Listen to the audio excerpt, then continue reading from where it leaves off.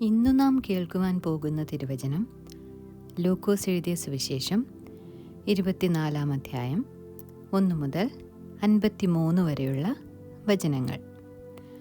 ലൂക്കോസ് എഴുതിയ സുവിശേഷം 24 അധ്യായം 1 മുതൽ 53 വരെയുള്ള വചനങ്ങൾ.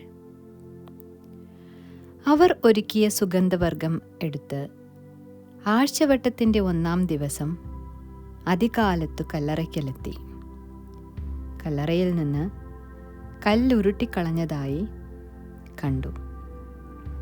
അകത്തു കടന്നപ്പോൾ കർത്താവായ യേശുവിൻ്റെ ശരീരം കണ്ടില്ല.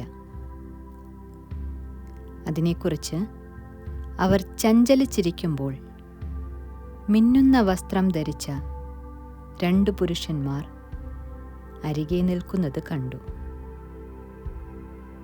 ഭയപ്പെട്ട് മുഖം കുനിച്ച് നിൽക്കുമ്പോൾ അവർ അവരോട്, നിങ്ങൾ ജീവനുള്ളവനെ മരിച്ചവരുടെ ഇടയിൽ അന്വേഷിക്കുന്നതെന്ത്? അവൻ ഇവിടെയില്ല, ഉയർത്തെഴുന്നേറ്റിരിക്കുന്നു. മുൻപേ ഗലീലയിലിരിക്കുമ്പോൾ തന്നെ അവൻ നിങ്ങളോട് മനുഷ്യപുത്രനെ പാപികളായ മനുഷ്യരുടെ കയ്യിൽ ഏൽപ്പിച്ച് ക്രൂശിക്കുകയും അവൻ 3-ാം നാൾ ഉയർത്തെഴുന്നേൽക്കുകയും വേണം എന്ന് പറഞ്ഞത് ഓർത്തുകൊള്ളുവിൻ എന്ന് പറഞ്ഞു. അവർ അവൻ്റെ വാക്കോർത്തു കല്ലറ വിട്ടു മടങ്ങിപ്പോയി. 11 മുതലായ എല്ലാവരോടും ഇതൊക്കെയും അറിയിച്ചു.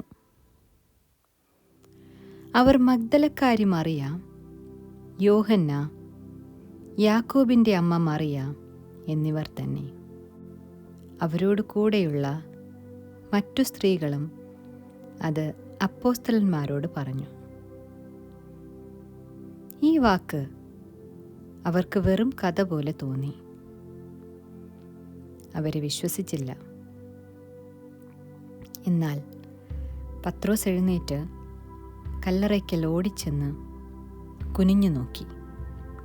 തുണി മാത്രം കണ്ടു. സംഭവിച്ചതെന്തെന്ന് ആശ്ചര്യപ്പെട്ടു മടങ്ങിപ്പോന്നു. അന്നു തന്നെ അവരിൽ 2 പേർ യെരുശലേമിൽ നിന്ന് 7 നാഴിക ദൂരമുള്ള എമ്മവുസ് എന്ന ഗ്രാമത്തിലേക്ക് പോകയിൽ ഈ സംഭവിച്ചതിനെക്കുറിച്ചൊക്കെയും തമ്മിൽ സംസാരിച്ചു കൊണ്ടിരുന്നു. സംസാരിച്ചും തർക്കിച്ചും കൊണ്ടിരിക്കുമ്പോൾ യേശു അടുത്ത് ചെന്ന് അവരോട് ചേർന്നു നടന്നു. അവനെ അറിയാതെ വണ്ണം അവരുടെ കണ്ണ് നിരോധിച്ചിരുന്നു. അവൻ അവരോട്, നിങ്ങൾ വഴി നടന്നു തമ്മിൽ വാദിക്കുന്ന ഈ കാര്യം എന്ത് എന്ന് ചോദിച്ചു. അവർ വാടിയ മുഖത്തോടെ നിന്നു. ക്ലയോപ്പാവ് എന്നു പേരുള്ളവൻ, യെരുശലേമിലെ പരദേശികളിൽ നീ മാത്രം ഈ നാളുകളിൽ അവിടെ സംഭവിച്ച കാര്യം അറിയാതിരിക്കുന്നുവോ എന്നുത്തരം പറഞ്ഞു.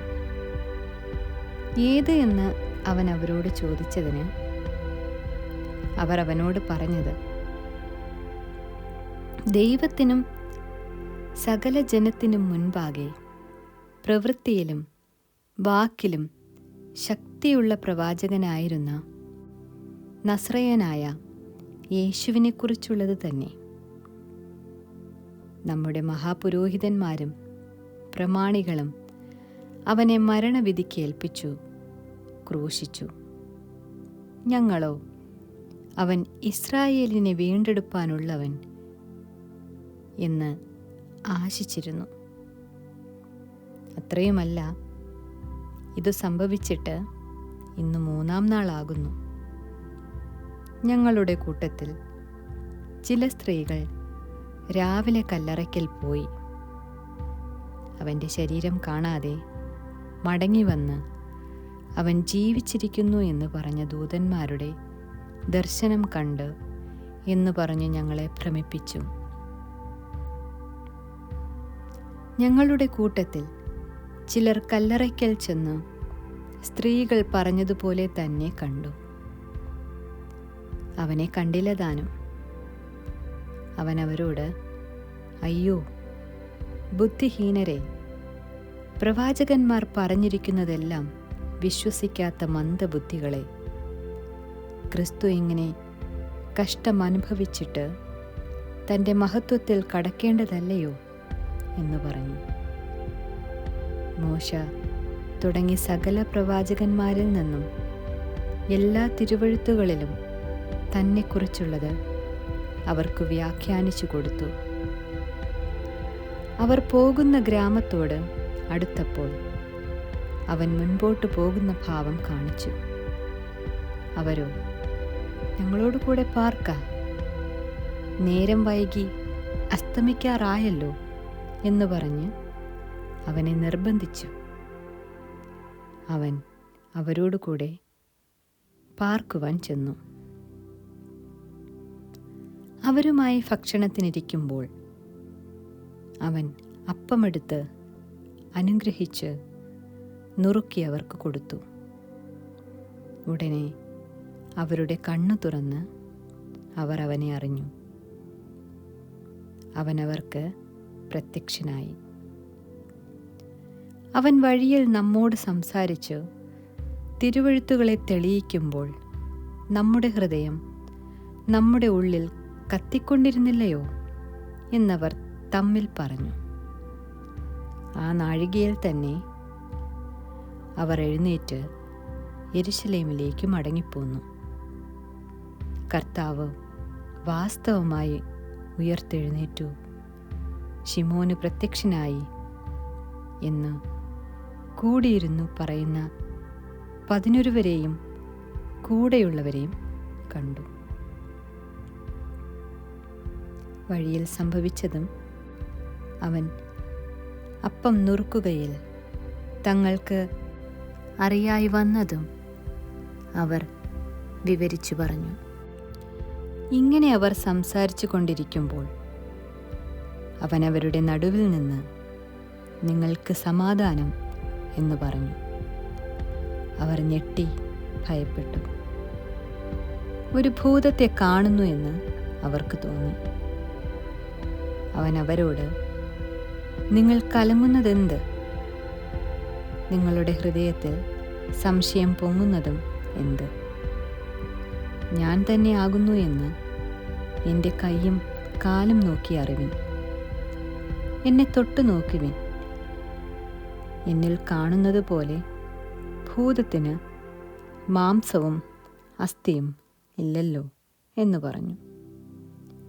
ഇങ്ങനെ പറഞ്ഞിട്ട് അവൻ കൈയും കാലും അവരെ കാണിച്ചു. അവർ സന്തോഷത്താൽ വിശ്വസിക്കാതെ അതിശയിച്ചു നിൽക്കുമ്പോൾ അവരോട്, ഭക്ഷിപ്പാൻ വല്ലതും ഇവിടെ നിങ്ങളുടെ പക്കലുണ്ടോ എന്ന് ചോദിച്ചു.